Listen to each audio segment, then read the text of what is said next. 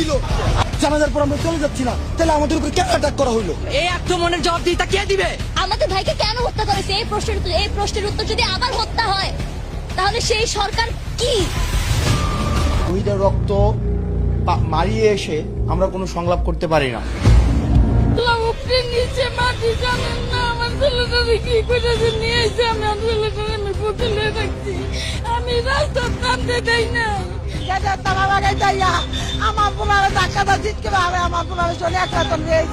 নাহিদ ইসলাম সহ বৈষম্য বিরোধী ছাত্র আন্দোলনের 3 সমন্বয়ককে রাজধানীর গণস্বাস্থ্যনগর হাসপাতাল থেকে তুলে নেওয়ার অভিযোগ উঠেছে। সবকিছুই তো আমাদের কনসার্নের বিষয়, তারা তো আমাদের শিক্ষার্থী, তাহলে তাদের খোঁজ আমরা না নিলে কে নিবে? সেই খবর আমাদেরকে নিশ্চয়ই কারো গাড়ি আটকিয়ে জিজ্ঞেস করতে হবে না। নিরস্ত্র প্রতিবাদকারীদের উপরে গুলি চলতে পারে না, যেটাকে ইংরেজিতে লাইভ রাউন্ড বলা হয়, সেটি করার কোনো সুযোগ নেই। হাতের টেবিলে বসে ছবি তুলে এটাই করেন, আপনি কি এটা মস্করা পাইছেন?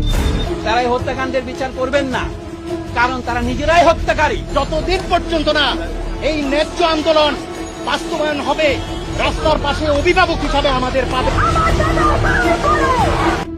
আমরা চোখের সামনে দেখলাম পুলিশের ইউনিফর্ম পরে গুলি করা হচ্ছে।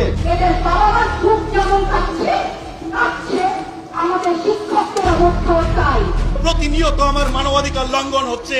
আমাদের মোবাইল দেখবে কিনা সেই ভয়ে আতঙ্কিত হয়ে আছি। প্রতিটি ফোঁটা রক্তের হিসাব নিতে হবে।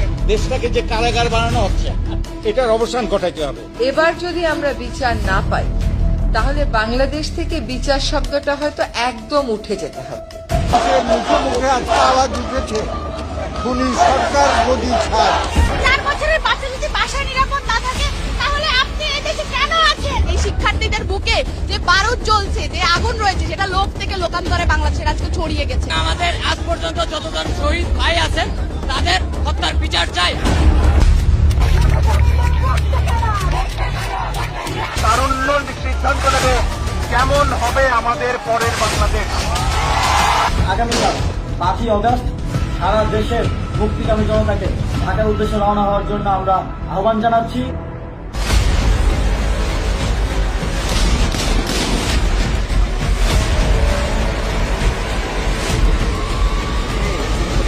গণ অভ্যুত্থানে পতন হলো শেখ হাসিনা সরকারের।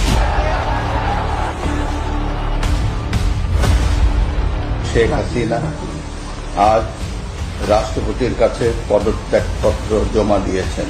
এখন একটা ইন্টারিম গভর্নমেন্ট ফোন করে পরিচালনা করছে।